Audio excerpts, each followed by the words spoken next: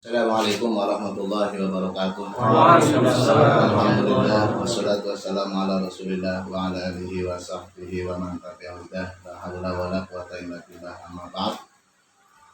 Bismillahirrahmanirrahim.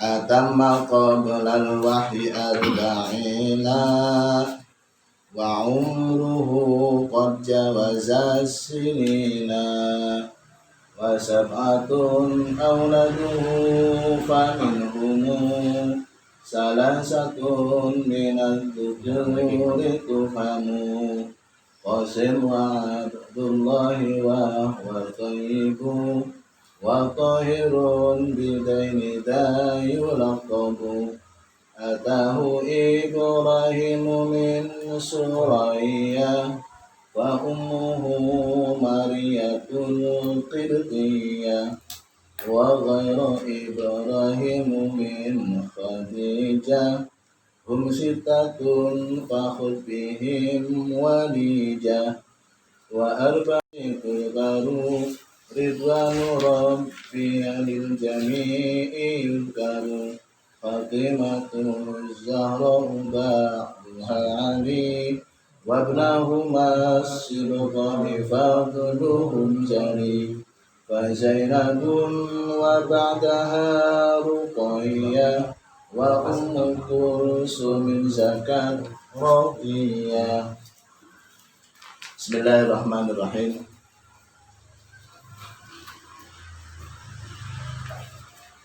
Atama qabdal wahyi Rasulullah Sallallahu alaihi wasallam, sebelum diturunkan wahyu Rasulullah menginjak umur 40 tahun.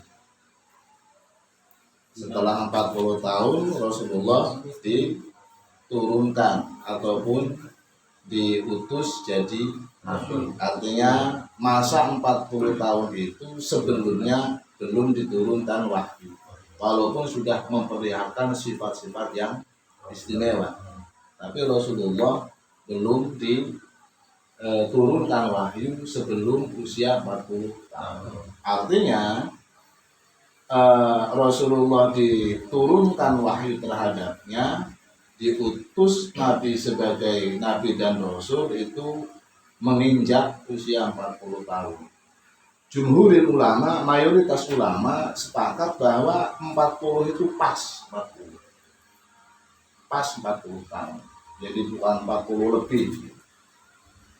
Walaupun ada pendapat yang berkata ada lebih, karena Rasulullah lahir bulan Rabiul Awal, diutus bulan puasa.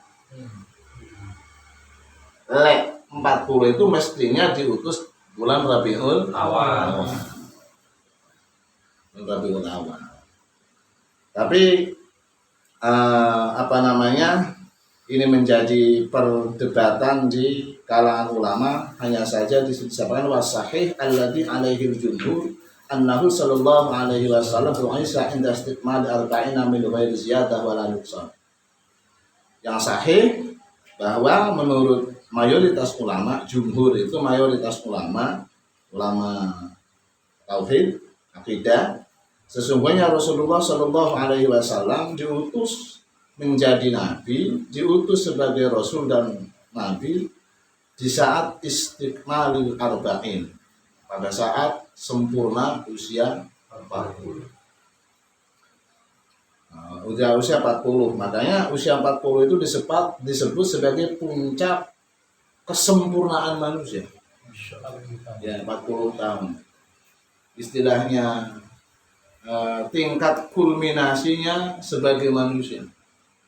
Cara matahari itu pas waktu istiwa, waktu di atas kepala kita.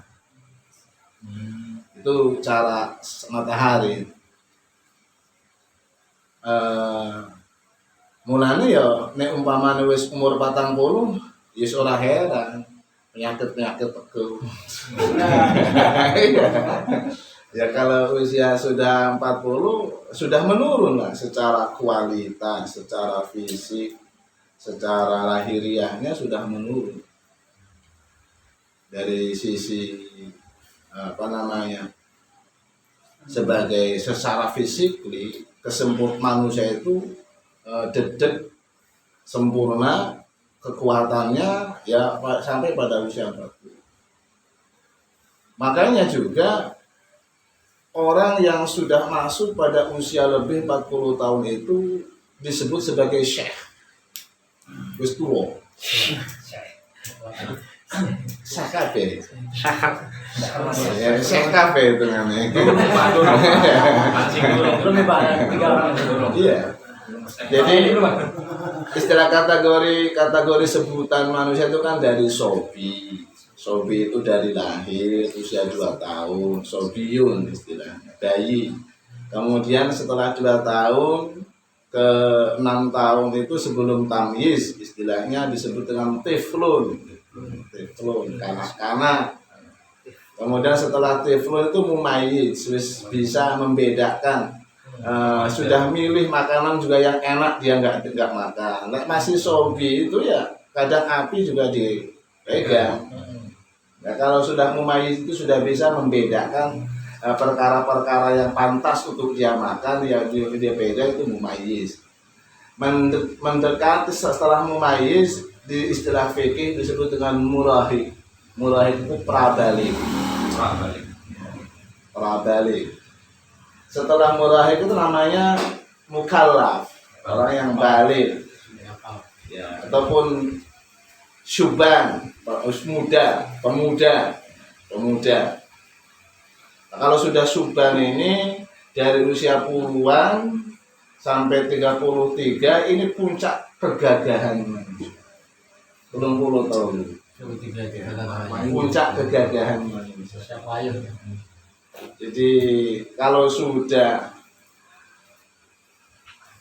33 ini puncak kegagahan manusia, lagi semangatnya, ambisinya, pokoknya di usia inilah. Makanya ahli surga itu nanti dikondisikan oleh Allah dalam usia yang puncak kegagahannya, umur 30 tahun. Jadi lagi kuat-kuatnya, lagi semangatnya. Kalau lagi pembisnis sedang semangatnya itu usia 33. Usia 40 sampai usia 40 itu sudah puncak kulminasi daripada baik secara fisik utamanya dan secara semangat. Wis 40 itu sudah mulai menurun. Usaha wegel semangat ini ora sugi-sugi penting cukup. Jadi menurunkan standar.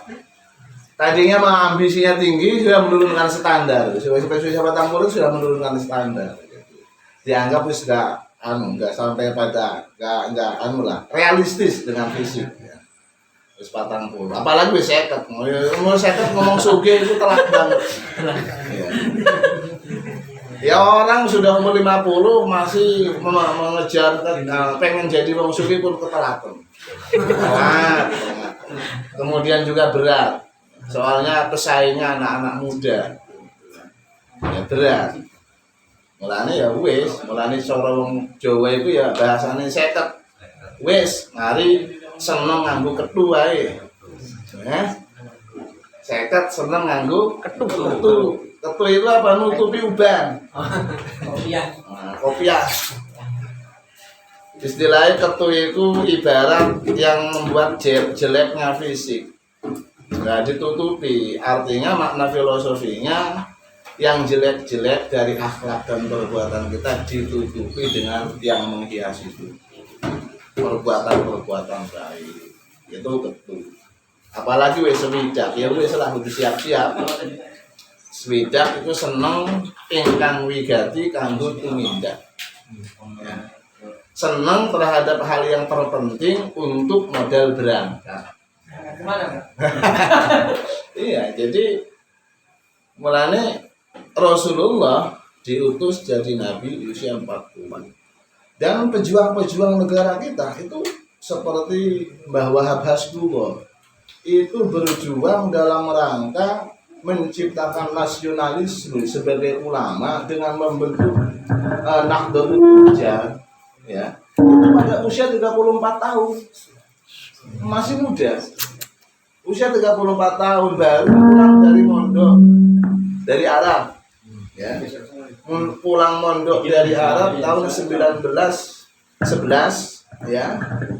1911 kemudian beliau mendirikan Nahdlatul Tujjar. Nahdlatul Tujjar itu menyatukan pedagang-pedagang pribumi, pedagang-pedagang muslim untuk sekarang ya membentuk koperasi gitu ya. Cuman koperasinya bukan versi Kang Soal. Masalah koperasinya Kang Soal itu komunitas pecinta rondo anak siji. Koperasi. Bisa.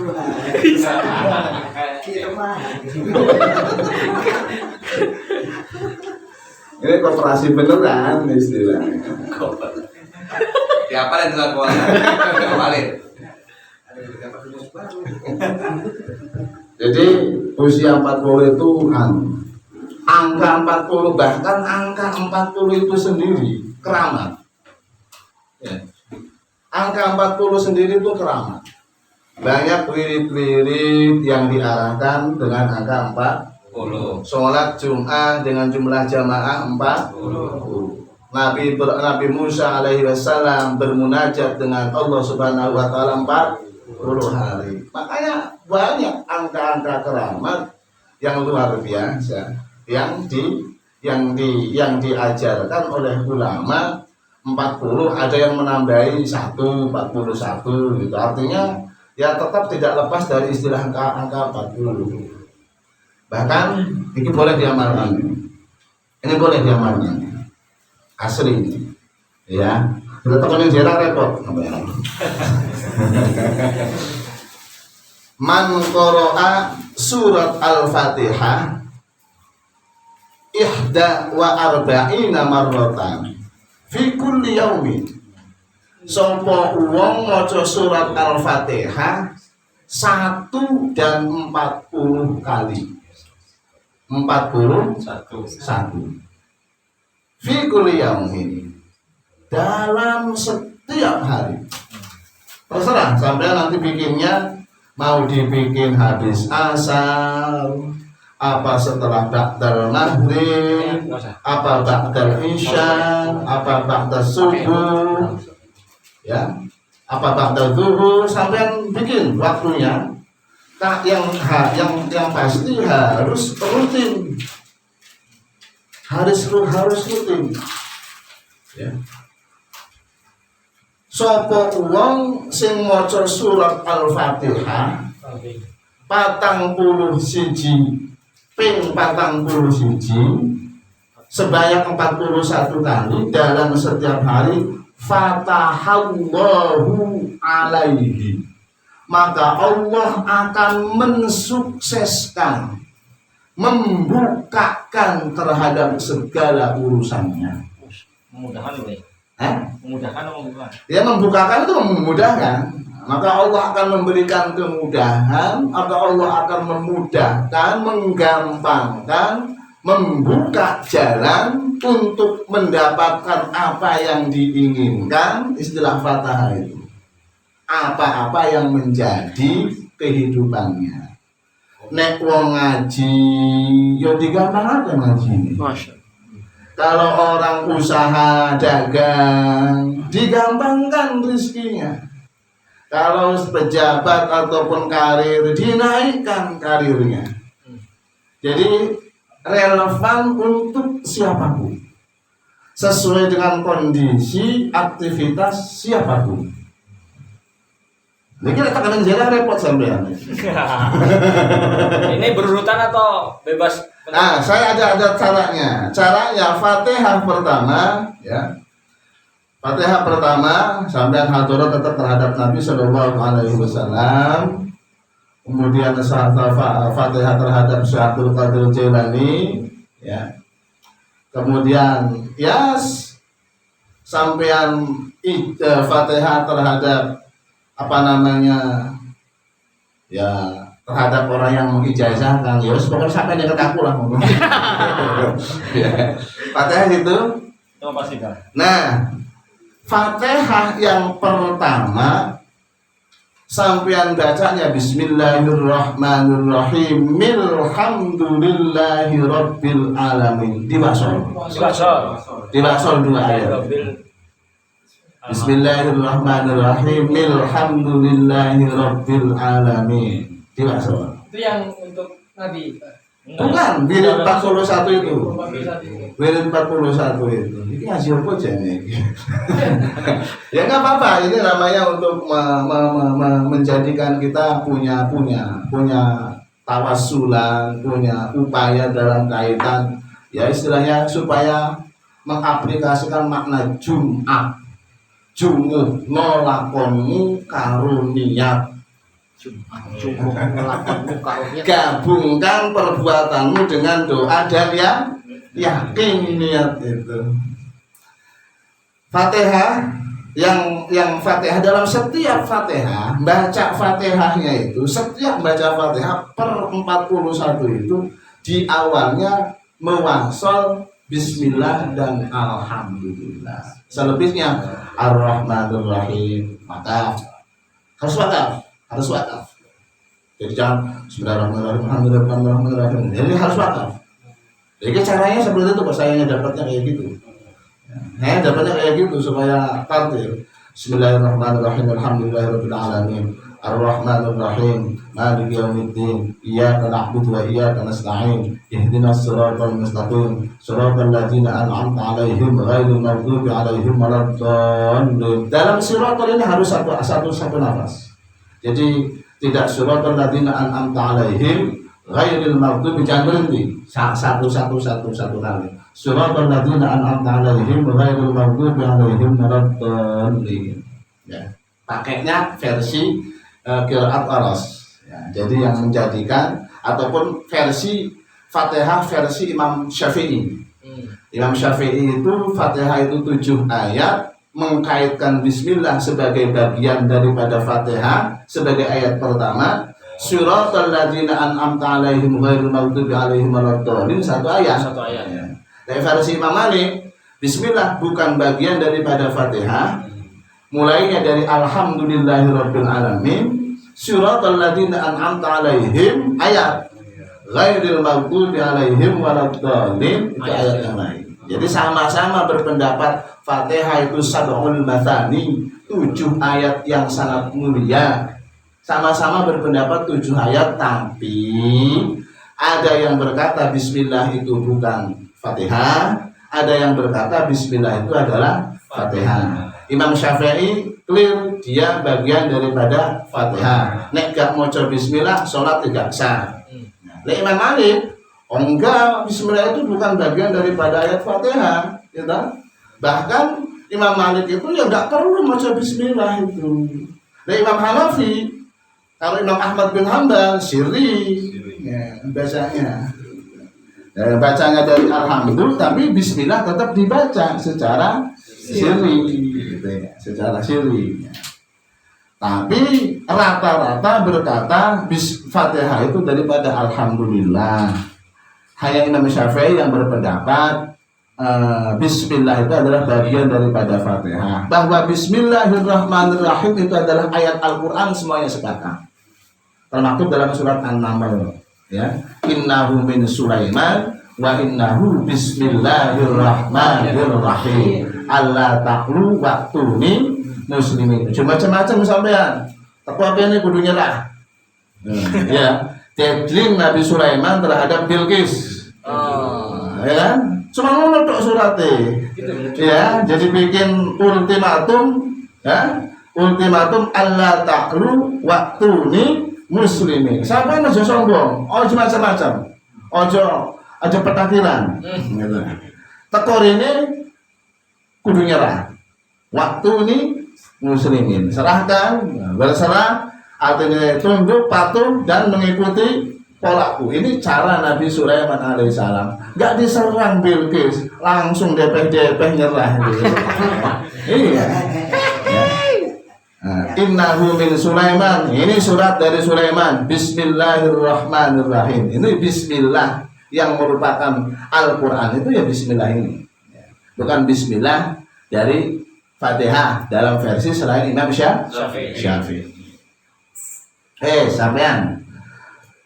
Ya diwiridakan pada maghrib ya monggo. Tapi berarti langsung nih, Pak, langsung 41 ini. 41. Sekali baca. 41. Nggak bisa dicicil gitu.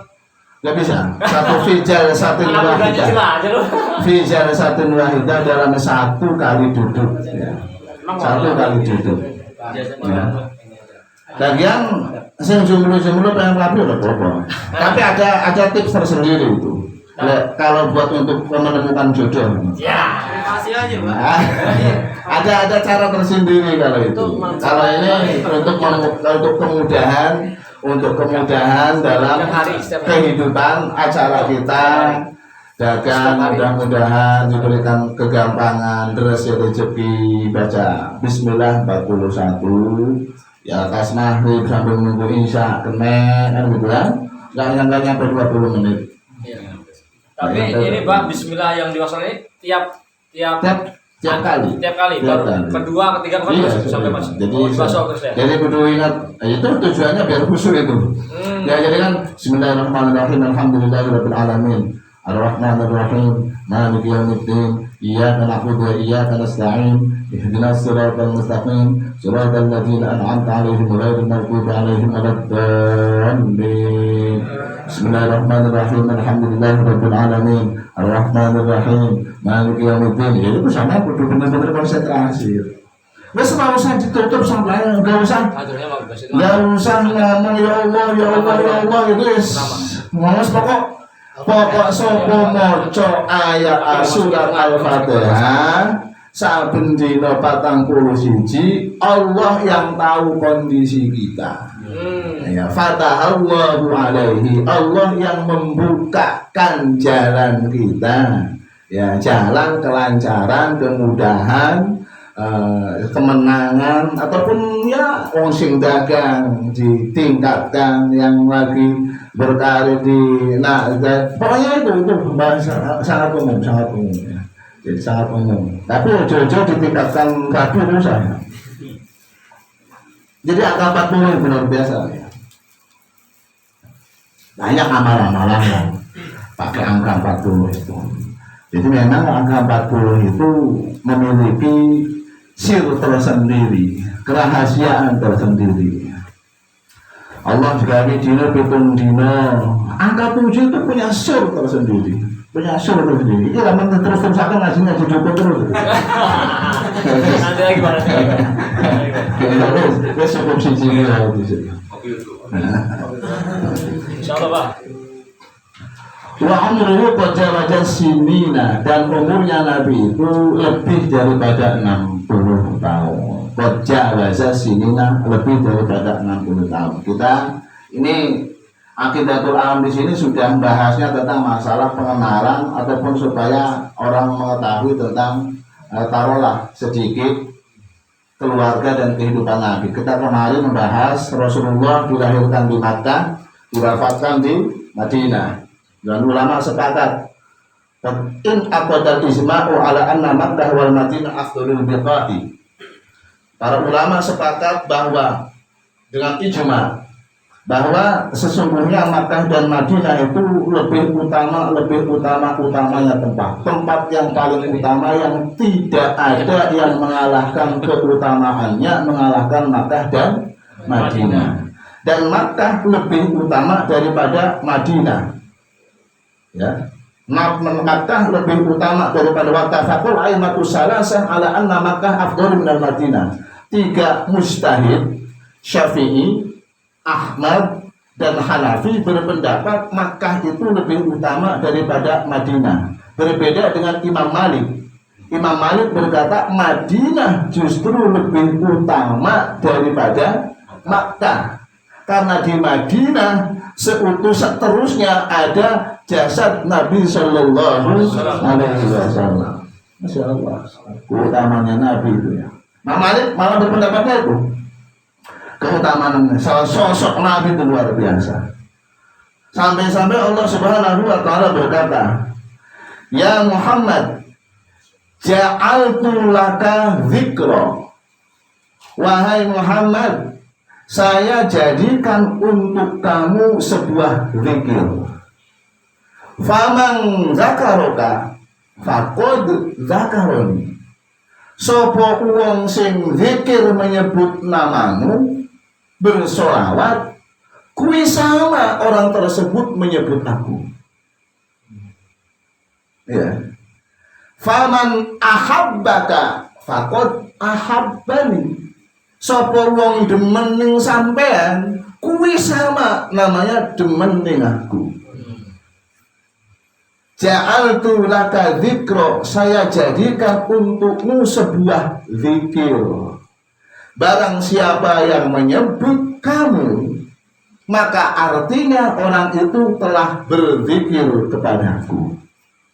Barang siapa yang menyebut, barang siapa yang mencintaimu, itu artinya dia mencintaiku. Makanya sholawat itu luar biasa fadilahnya. Makanya bersolawat itu, bahkan kemarin ada yang membanding-bandingkan, Kang Muhadin urus salah sampai takkan uang laku. Ya. Apa lebih bagus zikir, la ilaha illallah, apa lebih bagus sholawat? Kalau ini Rasulullah sudah sudah mendikte bahwa afdhalul dzikri la ilaha illallah. Rasulullah sudah sangat spesifik menyebutkan. Tetapi ketika dibandingkan dengan zikir-zikir yang lain, apa yang lebih utama? Bahkan dengan istighfar, halil afdal al istighfar au as-salat ala nabi. Apa yang lebih utama itu beristighfar, apa membaca sholawat terhadap Nabi? Imam Ramli dalam pendapatnya berkata bahwa bersolawat lebih utama mengalahkan istighfar. Padahal istighfar itu luar biasa. Ya. Kenapa?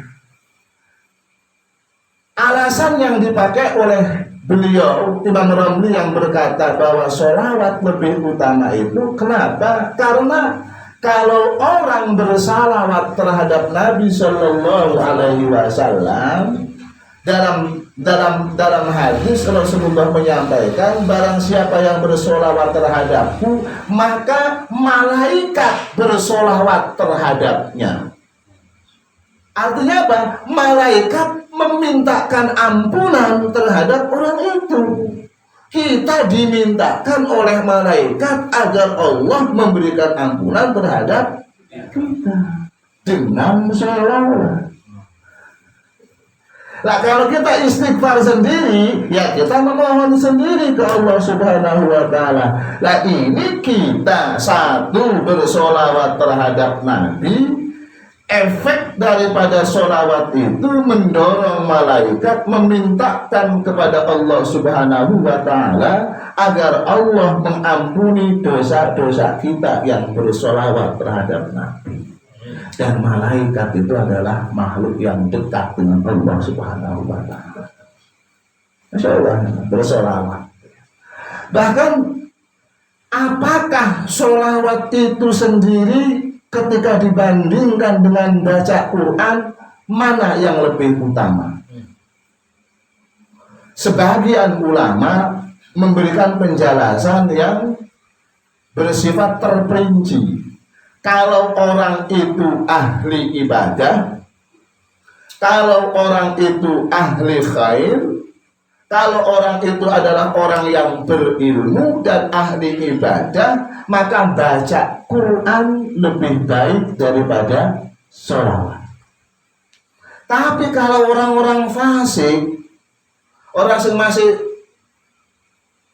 yang masih suka iseng, bahkan hobi iseng, bukan suka iseng, masih sering berbuat salah, dalam kualifikasi fasik, maka lebih baik sholawat daripada baca Quran. Sholawat lebih utama, lebih memiliki kualifikasi lebih tinggi daripada bacaan. Alasannya apa? Karena di dalam Al-Quran itu ada ayat-ayat yang sifatnya menjelek-jelekkan orang fasik.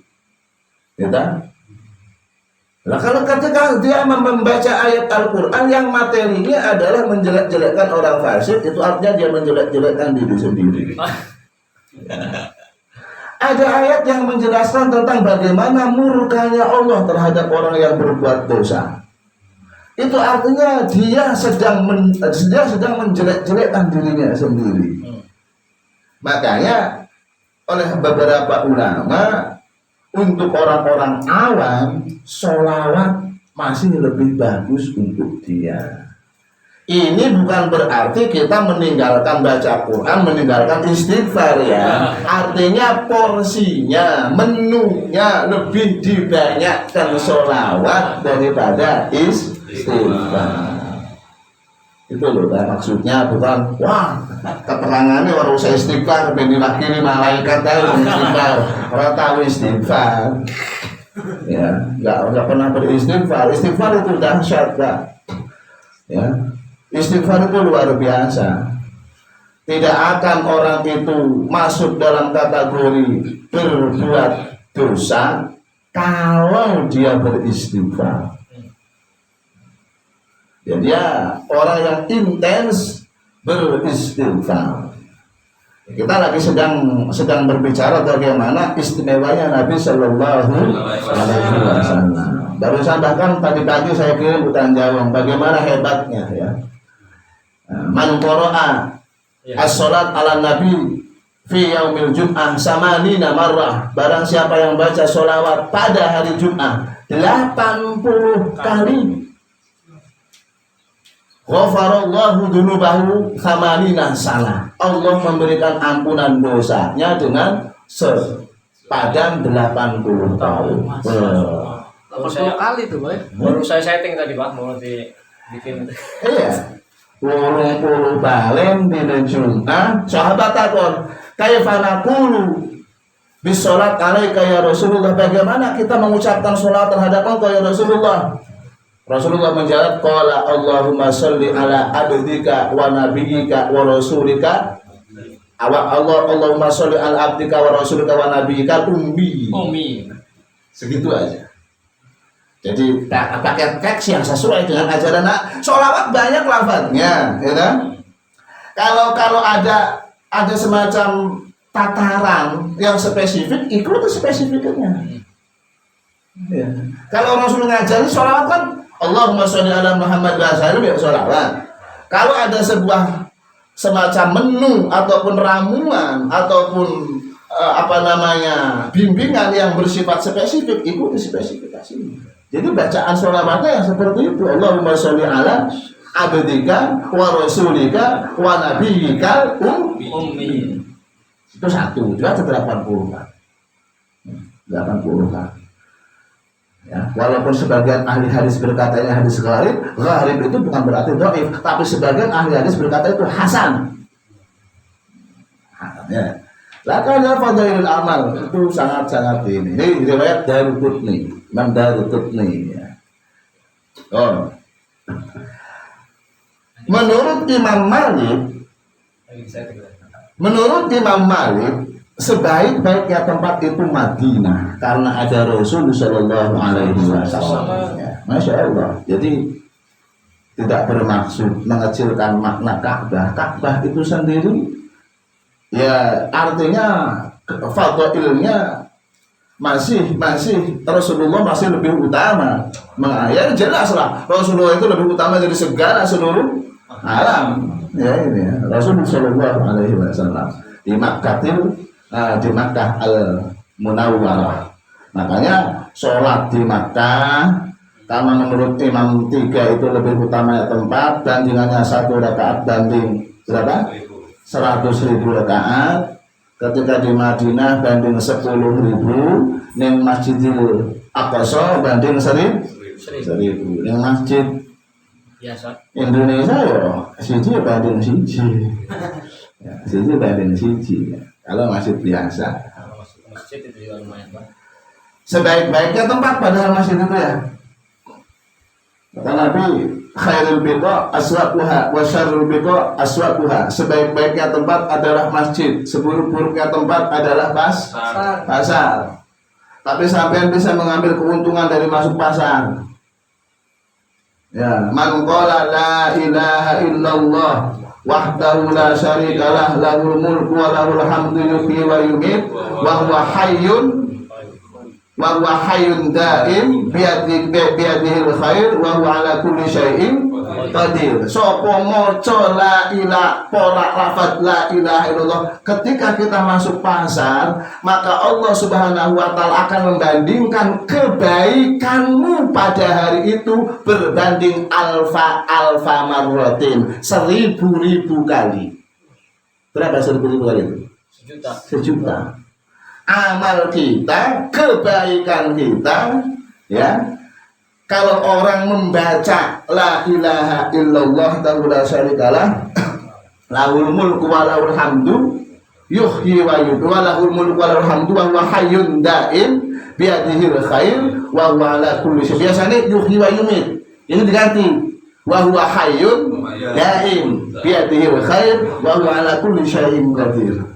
Apalah la ilaha illallah la syarikalah lahul mulku wa lahul hamdu, biasanya yuhyi wa yumiit. Iki diganti wa huwa hayyun daim biyadihil khair wa huwa ala kulli syai'in qadir. Pakai fadilah amal.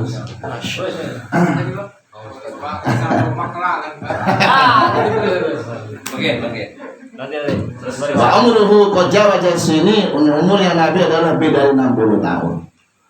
Umur manusia itu dianggarkan tidak jauh berbeda dengan nabinya. Nabi Nuh dulu hampir 1000 tahun. Ya, masyarakatnya ya kurang lebih segitu. Masyarakatnya kurang lebih segitu. Cuma Bani Israel umurnya sekitar 500 tahunan, 600, 400. Lalu umat kita ini, Nabi kita umurnya 60 tahun. Masyarakatnya, umatnya ya enggak jauh beda lah dengan nabinya. Pokoknya nanti kurang lebihnya di angka 60. Pokoknya mulanya semidak kuwi. Ya, semidak kuwi. Seneng tingkang wigati kanggo tumindak. Lalu umur 60 wis mulai beres-beres kayak warga haji itu kan beres-beres atas dia ini apa yang masih kurang kan gitu. Lah kita kalau sudah mau mati itu seperti itu kan. Sudah mendekati datangnya pemberangkatan ya harus menyiapkan diri dengan apa yang harus kita bawa dan seterusnya. Kita itu sayangnya di situ. Ya, aneh manusia itu seperti itu. Sampean percaya bakal mati kabeh? Yakin mati lah. Pasti. Iya. Bisa mati ya. Tahu nggak makna yakin? Nah, Al-Quran ada maknanya, ada sebuah penjelasan hatta ya'tiyakal yakin, sampai datang kepadamu mati. Yakin mati dibahasakan dengan yakin. Apa sih yakin itu? Definisi yakin itu ilmun la yukhalituhu raibun aw syakkun. Ilmu yang tidak tercampuri dengan kemangmangan dan keraguan-raguan. Sebuah pengetahuan yang pengetahuan itu tidak membuat kita ragu. 1 tambah 1 berapa? Yakin kan bukan? Yakin. Itu pengetahuan yang tidak ragu lagi. Tidak ragu lagi. Ya. Sebuah ilmu yang tidak bercampur dengan yakin dan ragu. Ilmu kayak seperti mati ya. Semua orang tahu bakal mati. Ragu nggak sih kalau sampai nanti akan mati? Nggak ya, semuanya percaya akan mati. Itu namanya yakin. Itu namanya yakin. Walaupun nggak gelem mati. Ya, itu kan anehnya di situ. Jadi yakin pasti mati, tapi gak gelem mati. Hidup terus. Ada di Al-Quran, walal akhiratu khairul laka minal ula, bahwa kehidupan akhirat itu lebih baik daripada kehidupan dunia. Yakin nggak? Yakin. Benar. Benar. Ya kan? Lapor terlalu memerung. Berkemati dengan Iya kan? Kita punya keyakinan, tapi keyakinan kita kok kontras. Orang yakin itu harusnya mantep bahwa akhirat itu lebih baik daripada dunia. Dunia ini nggak ada apa-apanya sama sekali. Dunia ini sesuatu yang sangat, makanya dinamakan dunia. Dunia itu bahasa Arab, bahasa Indonesianya deket. Sebentar. Umpama pun sampean sugih, gak suwe sugih itu. Kalau tidak sampean yang meninggalkan dunia sugihmu, kalau tidak seperti itu sugihmu sing meninggalkan sampean. Wakeh wong sugih barang wis tuwa bangkrut. Kuwi jenenge ditinggalkan dunia. Ditinggalkan gemerlap keindahan dunia. Pasti kita ini berpisah nggak lama dengan dunia ini. Pasti berpisah. Itu tadi teorinya. Kalau tidak dunia yang meninggalkan kita, kita yang meninggalkannya. Ada orang yang masih muda, sukses, luar biasa. Sekarang ini banyak, Pak. Orang masih usia 30 tahunan, hartanya yang bermiliar-miliar itu banyak. Iya, banyak. Senang ini besen duduk. Bentar lagi katanya Mbah. Soalnya tadi ngapalin tadi ya. Iya. Nah, kuncinya udah dipegang. Tinggal kapan pakainya nih. Iya, sekarang tuh banyak orang yang familiar dengan kegemerlap dunia, keindahan dunia, menurutnya keindahan dunia. Dia capai kesuksesan pada usia yang sangat masih relatif muda. Lagi sukses-suksesnya, lagi jaya-jayanya mati. Itu wakil. Banyak ya. Ya. Itu artinya dia yang meninggalkan dunia. Dunia malah ngetrik-ngetrik. Sejarah ngerti ngetrik-ngetrik. Ngeledek. Ngece. Mas. Sampai ini piye. Ngelak sampai ini pengusul, kemerungsul, boleh aku. Saya aku wis baru ambil sampean. Sekarang saya sudah dengar bareng dengan sampean. Kenapa sampean pergi? Kan ngetrik-ngetrik itu namanya. Ngece gitu ya. Jadi itulah dunia sebentar dengan kita ini. Sebentar. Dan nikmat dunia itu enggak pernah lama. Makanya disebutkan mata'ul ghurur. Benda yang menipu. Gitu? Sampean beli mobil baru, berapa tahun sampean berambisi pengen beli mobil, sampean kumpulkan segala keinginan diempet dulu untuk mencapai beli mobil. Umpama sampean mampu beli mobil, dikirim langsung sama dealer, seneng nggak karu-karuan, gitu? Seneng nggak karu-karuan, masya Allah, dipamer-pamerkan, dilus-lus saben pagi dan sore, debu sedikit pun nggak boleh ada, kan gitu. 2 hari kemudian masih seneng, paling seminggu seneng nih. Setelah itu biasa lagi, malah terus-terus dilus-lus, jadi tonggone jangan ketemben, ya kan gitu kan, malah diomongin sama tangga itu, nggak lama, benda dunia ini nggak ada yang menjanjikan lah. Makanan-makanan durian yang katanya enak itu sampai yang telung dino mangan durian terus-terusan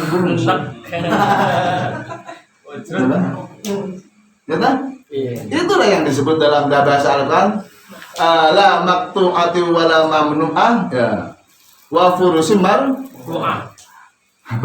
kenikmatan dunia di sana itu tidak akan pernah terputus dan tidak ada yang mencegah, enak terus. Dan tidak ada yang melarang. Ning dunia, kalaupun kita sedang enak, kadang-kadang dilarang. Dilarang sama penyakit. Kayak ngopi enak gula dia. Terjadi. Aduh. Gitu? Mamnu'ah. Mampu mengambilnya, mendapatkan kenikmatannya itulah, tapi dirinya sendiri yang mencegah, kondisinya yang mencegah. Tapi badannya sehat, pengen makan durian, mau ngambil durian nggak bisa, nggak duit-duit itu. Kan tercegah. Kenikmatan dunia dicegah, tercegah, dan terputus. Nggak kontinu, nggak bebas, sana apa saja sampean. Nggak ada larangan, nggak ada yang mencegah, nggak pernah berhenti. Itu dunia. Makanya dari sisi ini dunia itu diartikan dengan bahasa lain yang disebut dengan adna. Adna itu rendah, recehan, barang-barang bawah, barang-barang murah, barang-barang murah, nggak ada istimewanya, bukan sesuatu yang istimewa. Kita yakin bahwa dunia itu seperti itu, nggak kelas dibanding dengan akhir. Kenapa kita masih mengalahkan kepentingan akhirat? Nah, ya kan? Kenapa tidurnya sampai siang, sampai nggak keburu 2 rakaat subuh? Hah? Jadi ini akhirat lebih apik. Sampai sudah masuk dalam kualifikasi yakin akhirat itu lebih baik. Dalam bahasa lain bukan walal akhiratu khairul laka minal ula, walal akhiratu khairun wa abqa. Lebih kekal. Kenikmatan dunia nggak ada yang kekal, nggak ada yang kekal, Pak. Pedagang makanan itu yang dagang malah wis ora doyan. Iya benar.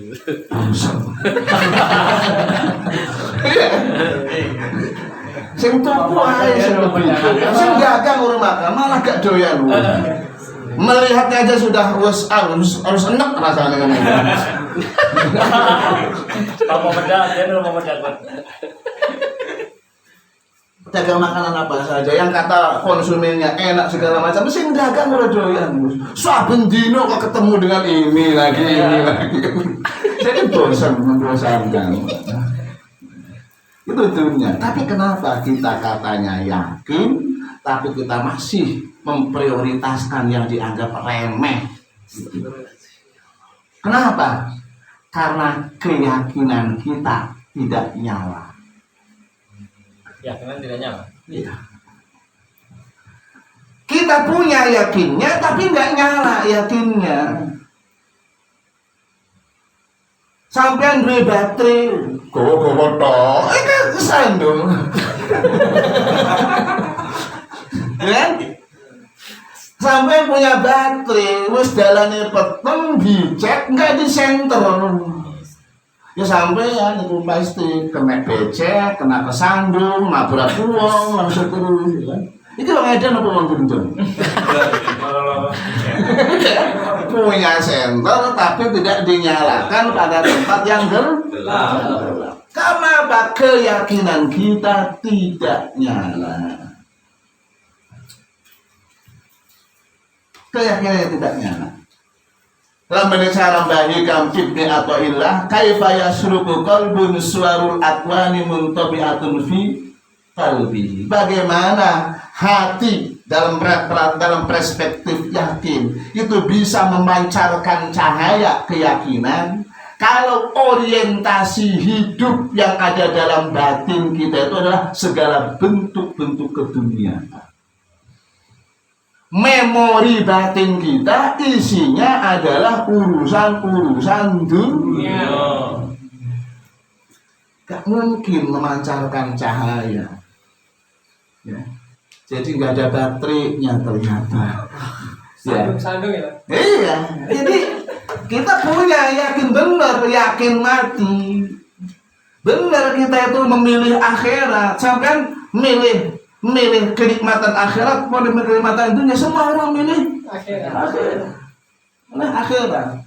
Ini adalah modal, punya keyakinan. Tapi keyakinan itu tidak akan memberikan sebuah kebaikan hidup kalau tidak menyala. Kalau tidak menyala. Bagaimana untuk menyalanya?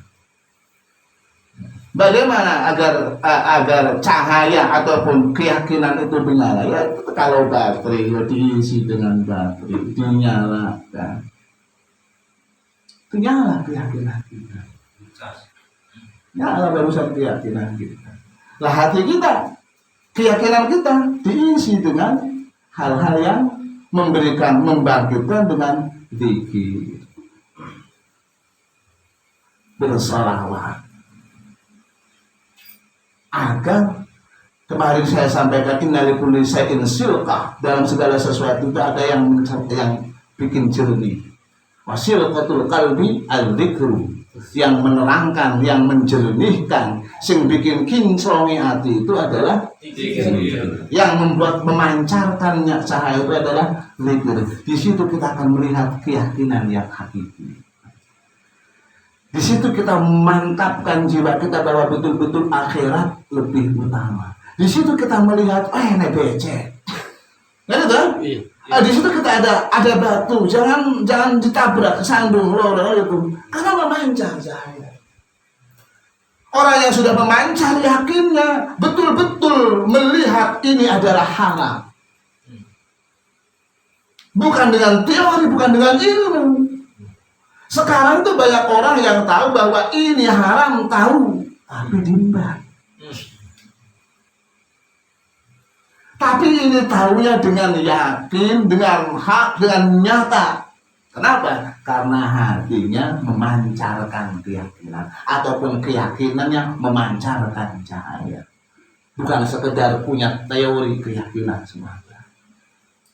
Ya, soalnya kitabnya menerangkan keturunan anak-anaknya Nabi. Jadi saya alihkan, saya perpanjang terhadap dinamika akmalul qulub, ya, perbuatan hati, ya.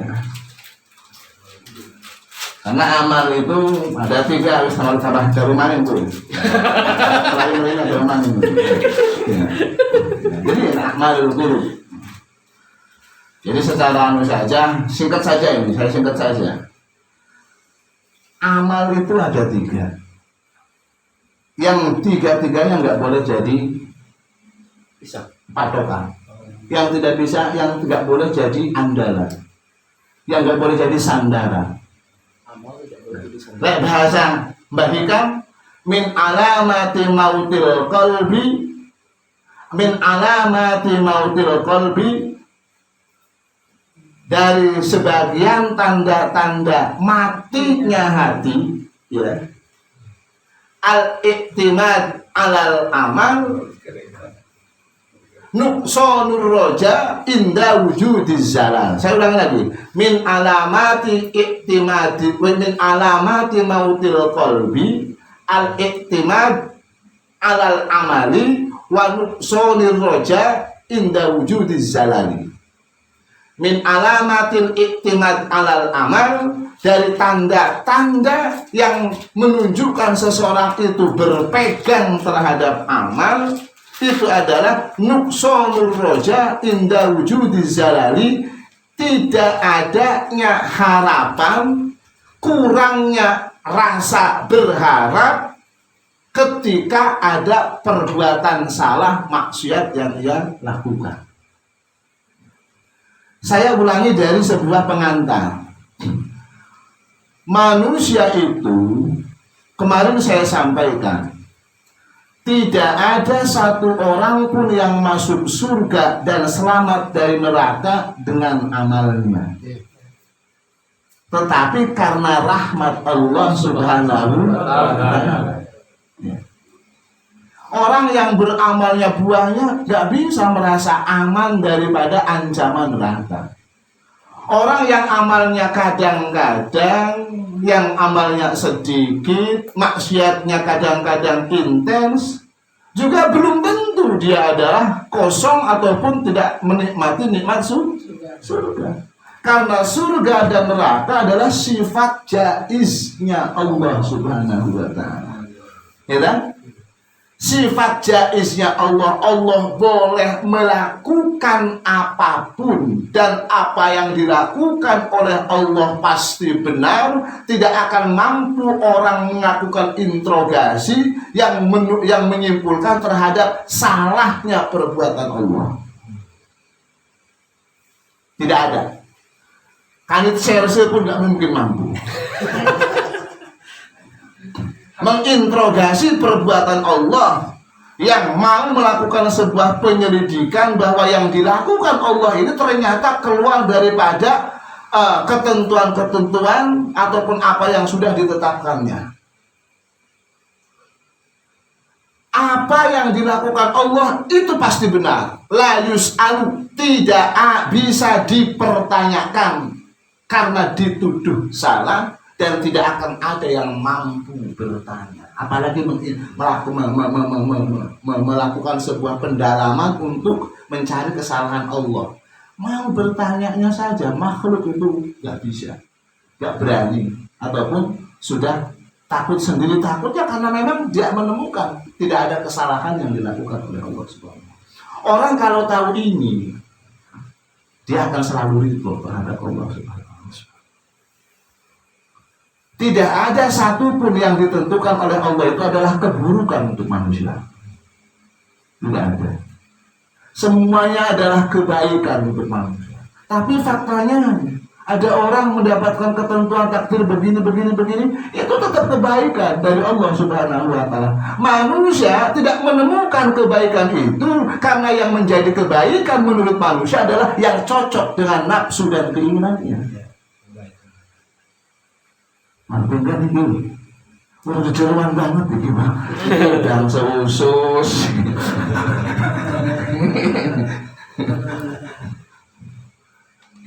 Dulu saya gak boleh makan jeruan, mikir dulu.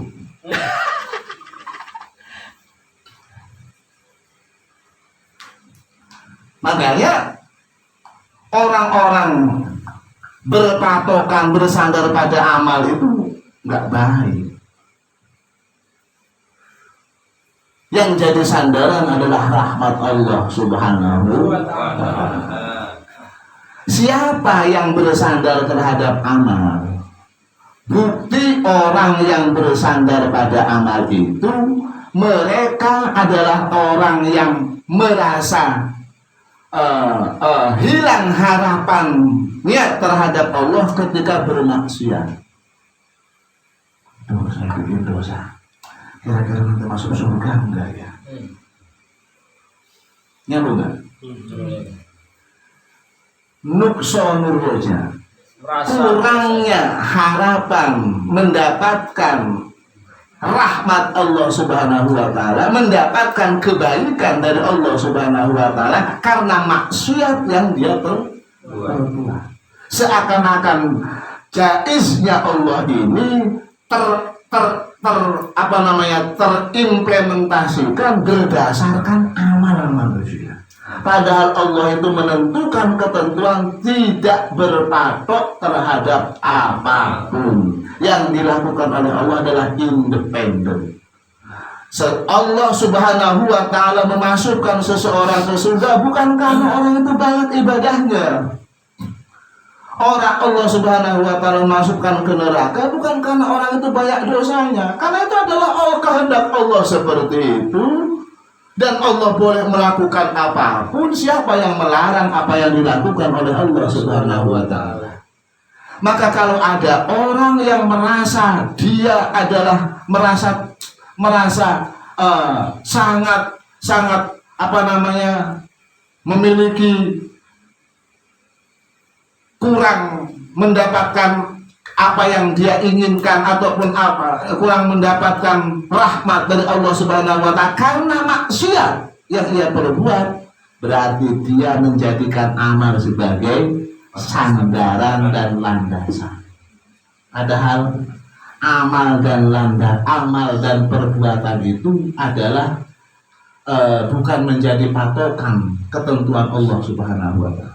Amal itu apa? Amal itu ada dua. Ada amal maksiat, ada amal taat. Amal itu adalah harokatul aqdo ma'al qalbi. Itu amal. Bergeraknya anggota tubuh ya dengan karena yang memerintahkan hati. Kalau amal itu menyebabkan murka dan siksa Allah disebut maksiat. Kalau pergerakan badan kita itu mendatangkan sebuah pahala, maka itu disebut dengan taat. Jadi amal itu ya termasuk maksiat. Perbuatan anggota badan ya yang berbarengan dengan hati, yang pergerakan badan itu mendatangkan siksa, menyebabkan siksa atau datangnya murka Allah, itu disebut dengan maksiat. Ya amal juga maksiat itu gitu.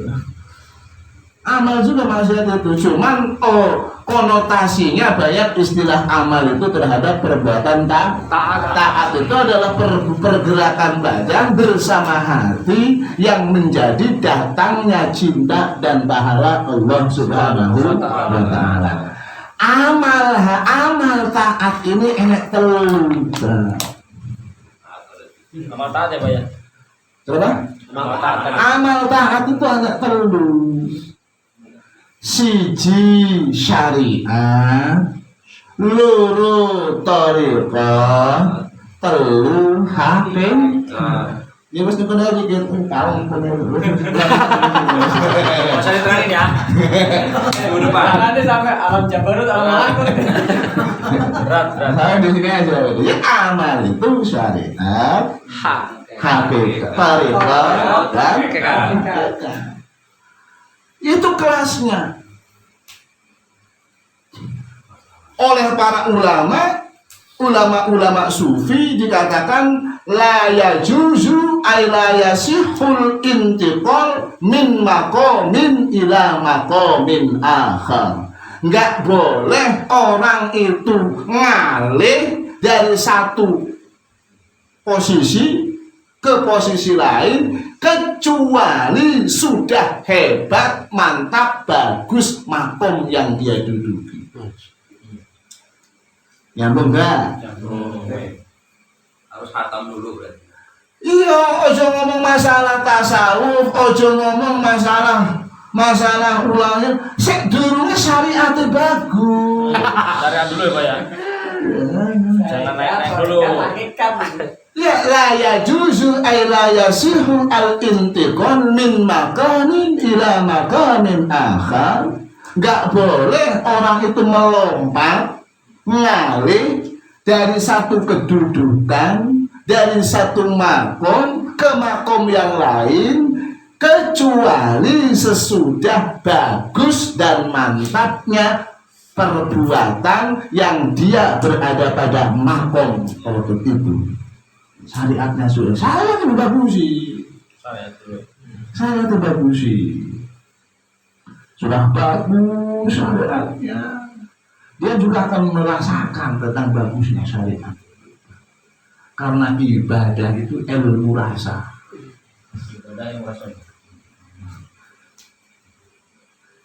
Dia akan menemukan itu kemantapan baik. Jadi untuk bagaimana kita supaya bisa begini kayak lucu itu ke syariatnya yang bagus dulu. Syariat itu apa? Syariat ya amal fikih, amal anggota badan, amal zahir itu syariat.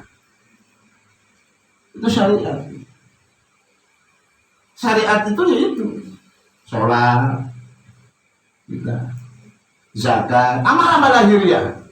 Untuk apa syariat itu? Liislahil jawarih. Fungsi syariat itu adalah untuk membaguskan anggota lahiriah tubuh kita. Fungsi syariat itu adalah membagusi anggota tubuh kita.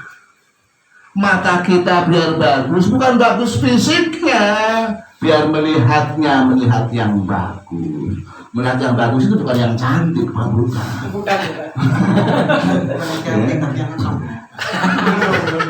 Jadi melihat yang benar, yang tidak dilarang secara hukum normatif, itu namanya syariat. syariat. Bahwa melihat ini haram, kan? Dia tidak melakukannya, itu syariat.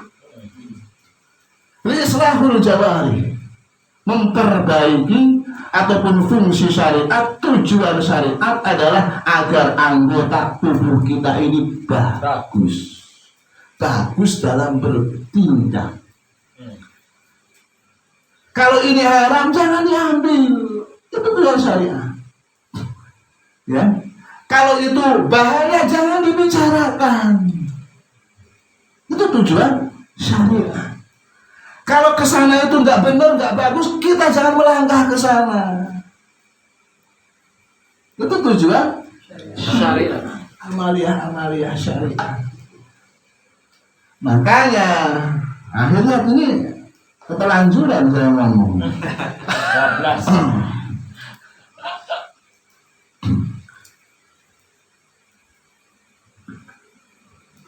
Loh, Jamil harus ngajak mari.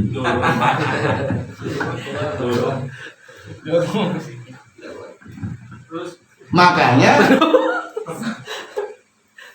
amal-amal syariat itu bermuara dari 3. Selama perbuatan syariat itu macam-macam ya kan? Haji, sholat itu syariat. Itu bermuara dari 3. Atau kuncinya adalah 3. Ataupun nanti akan mengkerucut terhadap 3. Atau bahkan dikatakan sumbernya adalah 3. Amal syariat. Apa? 1 taubat, 2 takwa, 3 istiqamah.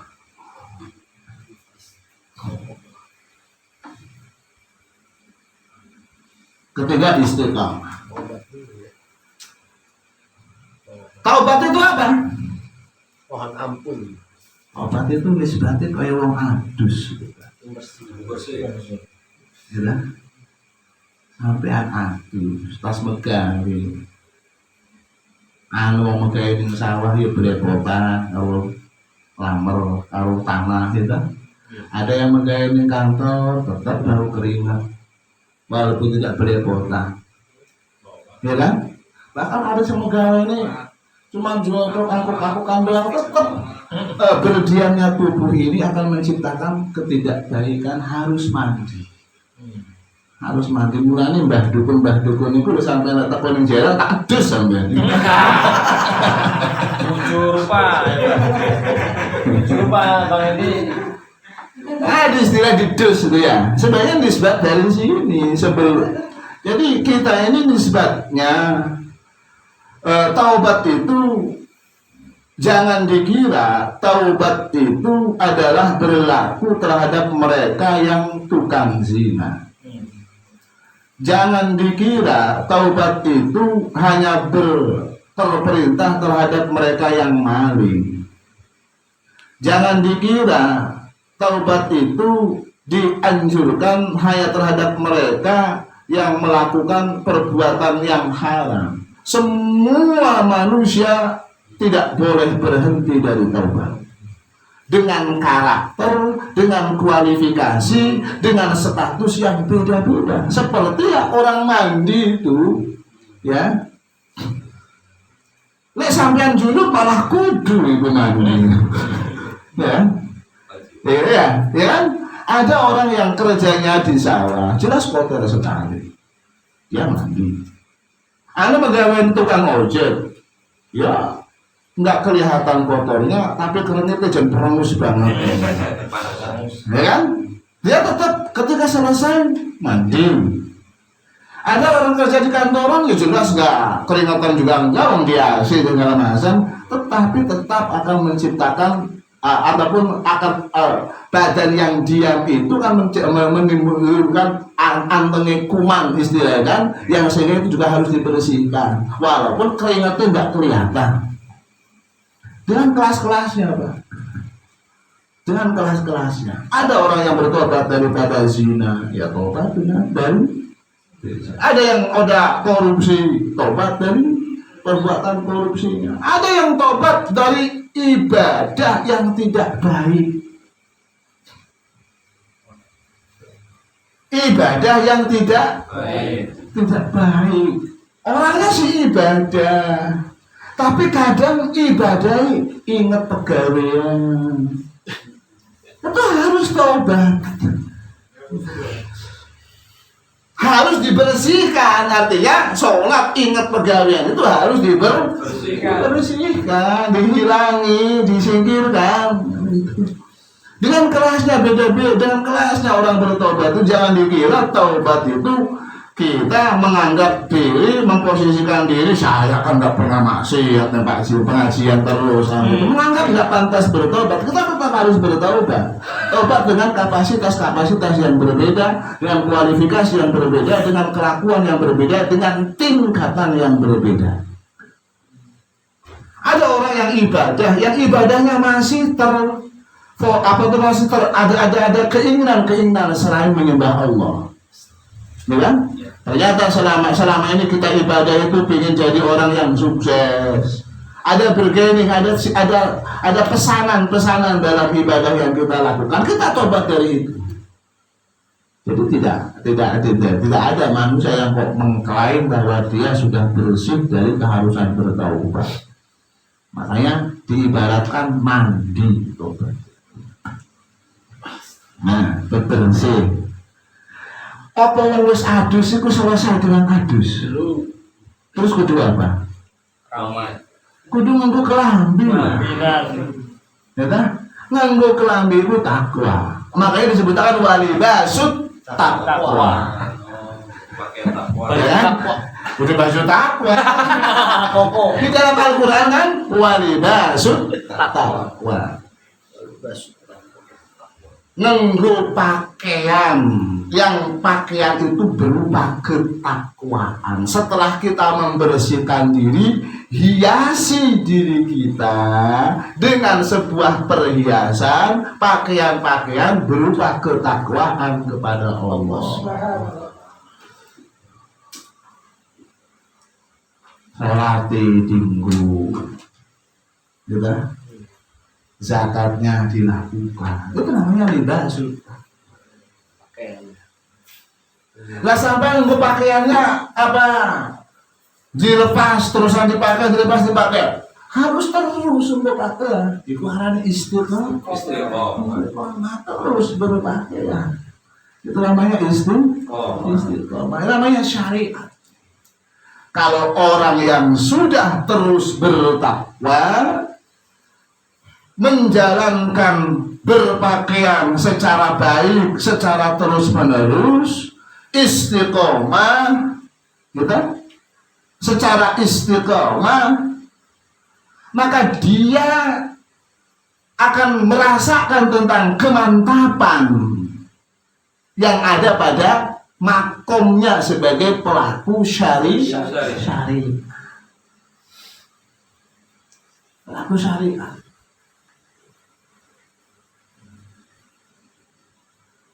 Bagaimana? Apakah kita tahu? Bagaimana kita tahu tobat kita diterima? Tidak ada yang tahu. Bagaimana takwa kita apakah diterima? Tidak ada yang tahu. Kita itu tidak perlu tahu tobat kita diterima ataupun tidak. Nggak perlu tahu ibadah kita itu diterima ataupun tidak. Itu nggak penting. Dan nggak diwajibkan.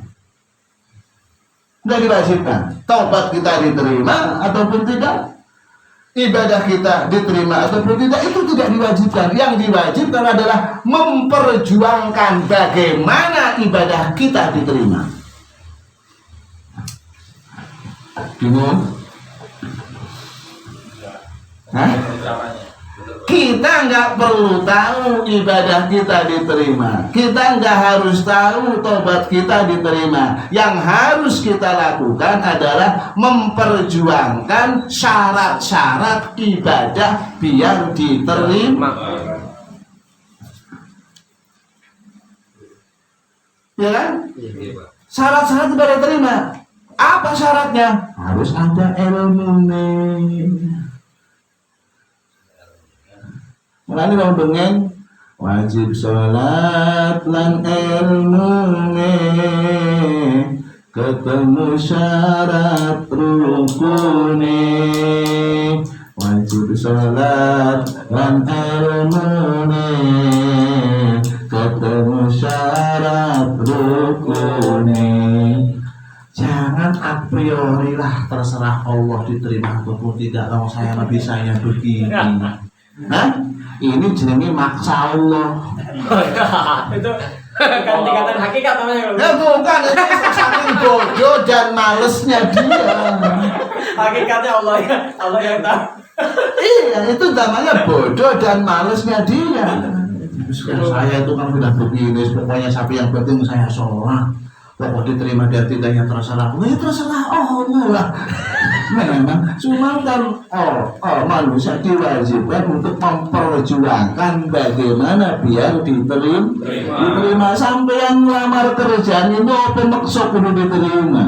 Yang punya prerogatif untuk menerima sampai sebagai pekerja di sebuah pabrik itu adalah manajemen. Tapi kita harus tahu apa sih prosedur dan ketentuannya biar kita bisa diterima di pabrik itu. Kita harus melengkapi. Umpama lengkap saja belum tentu diterima. Apalagi asal-asal penting daftar. Iya. Nyambung. Jadi harus wajib memperjuangkan agar diterima. Urusan diterima bukan urusan kita. Sebenarnya kita bisa analogikan dengan kehidupan. Seperti saya ibarat kalau seperti sama daftar masuk kerja, seperti itu. Sudah ada syarat-syarat. Dibutuhkan karyawan apa? Syaratnya wah daftar aja lah wes, Pak daftar modal KTP toh. Ya kan? Itu jadinya model tekon yang masjid Allahu Akbar sampai syarat, Fatihah ora jelas, kan itulah. Rukun gak ngerti. Setelah salah Pak sampai kok mau rukunnya begini. Halah, yang bisa aku begini loh Pak. Allah kan tahu saya ini begini. Dalili Allah tahu. Dia lupa kalau Allah juga tahu kalau dia itu malas. Pasasi. Iya bener Pak. Harus mundur sapi nah kayaknya nih. Sapi nah ya. Mundur sapi nah nih, Pak. Sapi nah di YouTube. Ya wis perangkat iki ya, selang-seling lah. Nanti ya bisa fikih bisa tarot bisa lah. Ini salah. Sebenarnya saya sih apa saja. Nyambung mana aja sih, Pak? Nyambung mana aja. Jadi itu Pak, itu namanya syariat. Jadi nggak bisa orang itu, waduh saya ini pengen melaksanakan tasawuf. Ini Seru. Ya. Langsung hormat aja, Pak. Lah ya langsung mau lompat aja kan gitu kan. Padahal tangga pertama belum dia injak. Wudunya udah Pak. Ya, lah melangkah tangga ketiga malah brusuk gitu kan. Ya harus ya juzu la yasifu intiqal min maqamin ila maqamin akhar. Tidak bisa kita berada dalam satu kondisi berpindah dari satu kondisi makom bahasa orang tasawufnya status menuju berpindah pada harus memaksakan diri naik kelas ini sebelum dia bagus dalam makom pertamanya. Ya syariat itu terlalu ilmu nih Pak. Syariat, tarekat, syariat macam-macam amalan syariat itu. Nah, amalan syariat itu ya merujuk terhadap 3 tadi, taubat, takwa, istiqomah. Bagaimana taubat kita diterima, takwa kita diterima, istiqomah kita diterima? Ya kita nggak bisa tahu, tetapi bagaimana caranya kita memperjuangkan agar diterima? Ya gimana ya ngaji itu nyari memperjuangkan agar diterima. Kalau kita berbicara lagi diaplikasikan terhadap apa yang disampaikan Mbah atau Ibni Athaillah, kalau kita ingin tahu bagaimana respon Allah Subhanahu wa Ta'ala terhadap kita, lihat saja bagaimana bagusnya kamu dalam melaksanakan perintah Allah.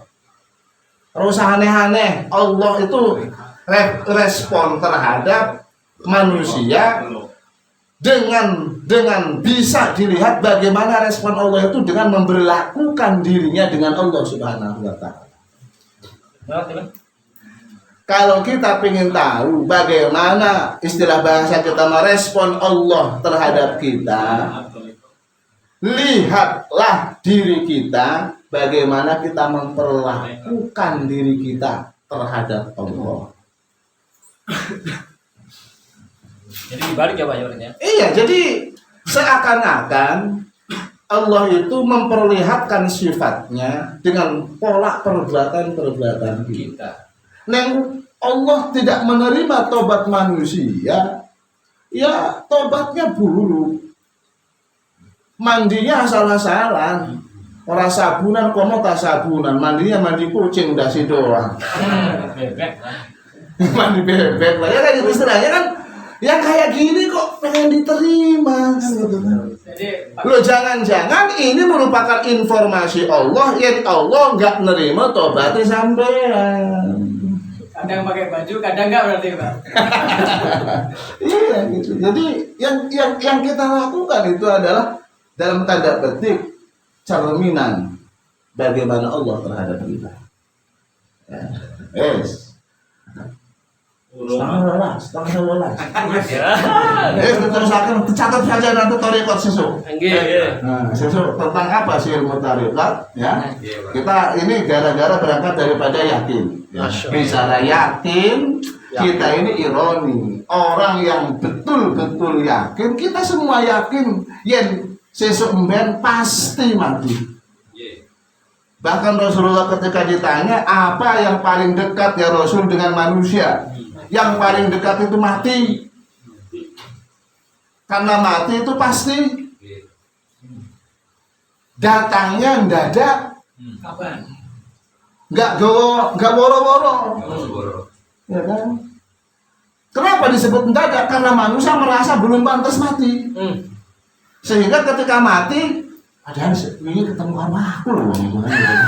Ya, jadi kesannya mati itu mendadak karena dianggapnya tidak sekarang, tidak besok, dan itu pasti. Ainama kuntum yudrikumul maut, walau kuntum fi burujin musyayyadah. Dimanapun kamu berada pasti ketemu dengan mati, sekalipun kamu bersembunyi di jeruji yang sangat tebal dan sangat kuat. Gawe sampean lubang di bawah tanah yang kuncinya pakai kode, ya kan? Nggak ada orang yang tahu, bukan pakai kunci biasa. Tidak ada orang yang bisa masuk ke situ, ya. Bahkan semut pun nggak bisa masuk, seumpamanya saking sterilnya, tetap mati. Bisa saja digawe lali kode ini, baru bisa metu. Loh iya, karena ilmu itu kan milik Allah. Saya itu beberapa kali sholat kehilangan bacaan, lali bahasa kita mah, itu menunjukkan ilmu itu titipan Allah. Kadang-kadang diangkat, lalu gak bisa apa-apa melompat. Gitu kan? Lah orang menganggap tidak ada yang tahu kunci ini. Benar tidak ada yang tahu, sampai dirinya pun dibikin tidak bingung harus metune. Akhirnya kehilangan oksigen, mati. Jadi tidak ada yang lolos dari mati, itu sudah. Makanya Rasul menyebut yang paling dekat itu waktu, yang paling jauh itu waktu kemarin. Sehari kemarin itu lebih jauh dari 1000 tahun di depan. 1000 tahun di depan berkemungkinan ketemu. Tapi kalau hari kemarin nggak bakal ketemu. Berlalu. Nggak bakal ketemu. Kalau hari kemarin nggak bakal ketemu, itu yakin. Nah, masalahnya yang membuat kita itu yakin, tapi yakinnya tidak memancarkan cahaya. Jadi percuma punya keyakinan. Punya keyakinan yang percuma, punya baterai yang tidak disenterkan. Akhirnya kayak wong edan duwe baterai tapi melakukan nabrak-nabrak. Duwe baterai tapi melakukan yang tempat becek. Iki kan disebut wong edan ora gelem. Gitu kan? Yakin tapi kok ora siap-siap. Yakin mati kok gak siap-siap. Yakin akhirat itu lebih baik kok kini mengorbankan akhirat hanya untuk urusan dunia, ya kan? Rela nggak sholat hanya urusan apa kan gitu kan? Jadi ini akhirat lebih baik. Ini kan keyakinan yang tanda petik dipertanyakan. Padahal yakin. Padahal ya. Itu. Mudah-mudahan kita nanti teruskan, kita jelaskan wasapatun auladu faminhumu 7 anak-anaknya Rasulullah, diantaranya 3 diantaranya laki-laki, yaitu adalah Qasim, Abdullah dan Ibrahim. Qasim dan Abdullah itu ada juga yang menjuluki namanya Thayyib dan Thahir. Bida yulaqabu. Dari suku Suriah. Fa ammuhu Mariyatul Qibtiyah. Maka ibunya Ibrahim ini adalah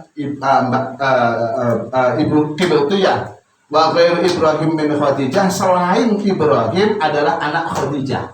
Jadi anaknya Nabi 7, 3 laki-laki, 4 perempuan, hanya Ibrahim saja yang bukan dari Khadijah. Kalau Khadijah dari Mariyatul Qibtiyah. Dari Mariyatul Qibtiyah. Yang selebihnya adalah jadi Rasulullah setelah menikah dengan Ibu Khadijah, memiliki anak 6 orang, 2 laki-laki, 4 perempuan. Ya, 4 perempuan.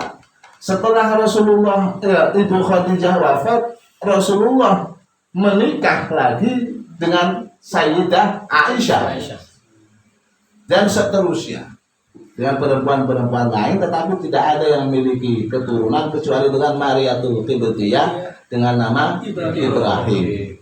Yang Ibrahim itu wafat di Madinah, udah rada remaja, sekitar satu pendapat sejarah beliau berusia 11 tahun, ada yang berkata usia 9 tahun, sudah menginjak remaja. Tetapi Allah mewafatkan Ibrahim berketepatan dengan terjadinya gerhana matahari. Para sahabat ada yang menghubung-hubungkan tentang kematian Ibrahim ini dengan terjadinya gerhana. Istilahnya yang sedih bukan sekedar manusia, termasuk matahari, bulan, dan seluruh alam ikut berduka. Makanya di sini Rasulullah berkata, mata ahadun, tidak ada satu orang pun yang meninggal dunia, tidak ada satu orang pun yang hidup akibat terjadinya gerhana ataupun apapun. Kematian dan kehidupan adalah hak independensi Allah Subhanahu wa taala. Jadi Rasulullah sendiri ini ya, kalau sekarang juga ada model-model kayak gitu yang lebay, dihubung-hubungkan seperti itu. Rasul sudah memberikan wanti-wanti untuk tidak menghubung-hubungkan kondisi alam dengan kematian dan hidup atau lahirnya seseorang. Itu terjadi pada matinya Ibrahim alaihissalam. Rasulullah sedih sebagai orang tua terhadap meninggalnya Ibrahim, sebagai sedih seorang bapak, rahmat seorang bapak. Tetapi Rasulullah tahu dengan informasi malaikat Jibril, wahai Muhammad, anakmu Ibrahim ini kalau hidup harus jadi nabi. Karena seluruh nabi punya anak jadi nabi. Sampai nggak punya nabi ya kalah-kalah. Harus jadi nabi. Tapi kalau jadi nabi statusnya sebagai khatamul anbiya, itu bagaimana? Nabi paling akhir itu. Kalau masih ada nabi lagi, maka itu gambaran sekaligus bukti bahwa ketentuan Allah itu mesti lebih baik. Mesti lebih baik. Kalau kita mengambil hikmah meninggalnya Ibrahim bin Nabi Muhammad sallallahu alaihi wasallam, itu ketentuan yang selalu ada. Karena kalau tidak jadi nabi, istilahnya Rasulullah nggak sama dengan nabi-nabi terdahulu yang punya anak jadi nabi. Ya, sadar Gus tak mosok. Ya kan? Kemudian kalau jadi nabi, Rasulullah sudah diklaim sebagai khatamul anbiya. Ini bagaimana statusnya, masa mau dianulir kan gitu kan? Gitu. Jadi itu makanya diwafatkan sebelum menginjak balik. Ibrahim. Wa Wa arba'un minal inasi tudkaru, yang 4 adalah dari sebagai anak perempuan disebut Fatimah Zahra Ta'ala Ali. Yang pertama adalah Fatimah Zahra yang suaminya adalah Sayyidina Ali, dinamakan Zahra. Zahra itu juga bercahaya. Kenapa disebut dengan Zahra? Karena sepanjang hidupnya dari balik sampai wafat, satu-satunya manusia yang tidak meninggalkan sholat itu adalah Fatimah dari para perempuan. Semua perempuan itu mesti meninggalkan sholat. Iyalah. Haid. Sayyidatina Fatimah itu tidak haid dan tidak nifas. Jadi melahirkan Imam Hasan dan Husain itu setelah melahirkan langsung kering dan langsung bersuci. Jadi tidak meninggalkan sholat akibat perkara yang biasa maklum terjadi terhadap kalangan perempuan. Tidak ada haid, ya, tidak ada haid. Maka itulah dikatakan separuh imannya perempuan itu rata-rata adalah separuh daripada imannya laki-laki. Sama-sama berimannya loh ya. Nah, jangan dibandingkan lanang gendeng karo wadon soleha. Ini sama-sama salahnya itu tetap bahasa kita itu basirahnya, mata hatinya itu lebih tajam kaum laki-laki. Itu karena apa? Karena laki-laki tidak ya, kalau yang taat mestinya tidak meninggalkan sholat. Tapi kalau perempuan taatnya perempuan, dia mendapatkan dispensasi itu tidak sholat, kecuali Fatimah. Makanya disebutkan mendapatkan sebuah julukan ataupun sebutan Az-Zahra. Wa banu ma sabatoni fatlahum jari, dan kedua anaknya adalah cucu yang merupakan cucu Nabi, dua cucu Nabi yang memiliki keutamaan yang jelas. Fa Zainab pun ba'da Ruqayyah, kemudian Zainab, Fatimah, Zainab, Ruqayyah dan Ummu Kulsum. Ruqayyah dan Ummu Kulsum ini dua-duanya adalah istrinya Utsman bin Affan. Makanya Utsman bin Affan disebut dengan Dzun-Nurain. Dua manusia yang memiliki dua cahaya, karena memperistri dua istri Nabi Shallallahu Alaihi Wasallam secara bergantian. Dua putri tapi Shallallahu Alaihi Wasallam secara bergantian. Ya. Itu yang nawarin Nabi, Pak. Nawarin Nabi, masya Allah. Jangan yang nawarin Nabi. Nabi yang nawarin. Mertua itu lek ngerti lek madu menantu apik ngono ya. Bukan dibuang. Ya, sampun. Nah, itu sang penutupnya adalah pendapat Syekh Imam Fadholi dalam Kifayatul Awam. Yang bagi ayat rifatul syahsin iddata auladihi wa tartibahum fil wiladah li'annahu yang bagi syahsi ayat rifasadatahu iddatan wa tartiban. Hendaknya ini tidak ekstrim terhadap wajib. Menurut Syekh Muhammad Al-Fadholi, pengarang kitab Kifayatul Awam, ilmu akidah juga. Kifayatul Awam cuma lebih tebal daripada ini. Nah, itu beliau berkata hendaknya ini di antara wajib dan sunnah. Jadi tidak spesifik terhadap harus.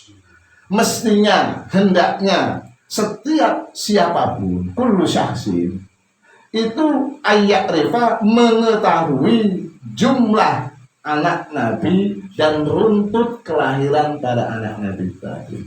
Nah, jadilah larang ini. Runtut anaknya Nabi ya.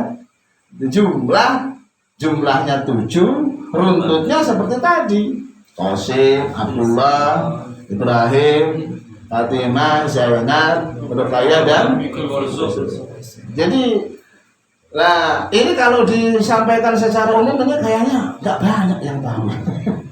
Jadi katanya aneh juga ini dalam hal ini. Ngaku nih demen Nabi, duit kedemen kok nggak kenal kehidupannya.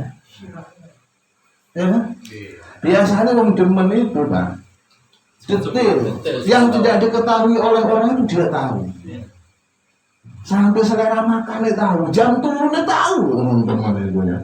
Saking demennya lewat rumah yang kelihatan jemurannya kelihatan wajahnya. Yang dilihat jemurannya, tapi yang kelihatan adalah pemilik jemuran itu. Orang kalau sudah mahabbah ilallah, melihat ciptaannya, yang kelihatan adalah Allah Subhanahu wa Ta'ala. Nah, jangan, saya ngomong ke sini dulu biar paham. Nah, itu yang disebut musyahadah itu. Musyahadah itu melihat Allah pada segala perkara. Melihat Allah di dalam segala perkara. Melihat apapun di situ terlihat Allah. Yang kelihatan adalah Allah. Sampean demen sapa ae. Ya kan? Yang kelihatan orang tuanya, sing kebayang yo anake. Iya kan?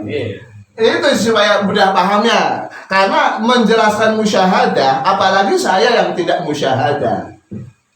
Ya. Apalagi saya yang belum makom musyahadah. Menjelaskan musyahadah itu susah terhadap orang yang belum musyahadah. Saya menceritakan bakso itu enak rasa asin ini, enak pedes, enak sedepnya sampai ngeluh, asin itu gitu. Pedes itu gimana? Nanti setelah sampai nyicipi bakso, baru tahu rasanya bakso. Orang bisa merasakan bagaimana musyahadah setelah sampai pada level musyahadah. Nah, ini untuk membantu memahamkan ya, kayak itu tadi ya, kayak sing jomblo ini pasti masih alami sih, masih jomblo ini masih alami itu lewat umai. Tujuannya pengen melihat orangnya, yang kelihatan adiknya tetap yang kelihatan orangnya. Tetap yang kelihatan orangnya. Wes itu susah mungkir itu. Lah, orang yang betul-betul sudah mahabbah bilallah bisa, ya yo, jadi sampai Allah memberikan sebuah statement. Man zakaraka, barang siapa yang menyebutmu, faqad zakarani, sama, sesungguhnya dia sudah menyebutku. Gitu ya. Jadi artinya bermusyahadah, mendekatkan diri kepada Allah, mengingat Allah Subhanahu wa Ta'ala dan menyebut apa-apa yang dicintainya, nyampe pada orang yang dicintai juga. Sampailah gaya bagus terhadap wong sing didemeni, ra usah berbuat bagus langsung terhadap pacar kita. Ngei kebaikan kepada orang tua, nyampe kebaikan itu terhadap orang yang didemeni, gitu. Iya gitu. Ketemu Adine yang jalan, di tukone es krim, engko yang nyampe terhadap orang yang didemeni. Nggak usah langsung ngei terhadap orang yang dicintai. Cukup ya? Ya, Allah alam bisa al-Fatihah.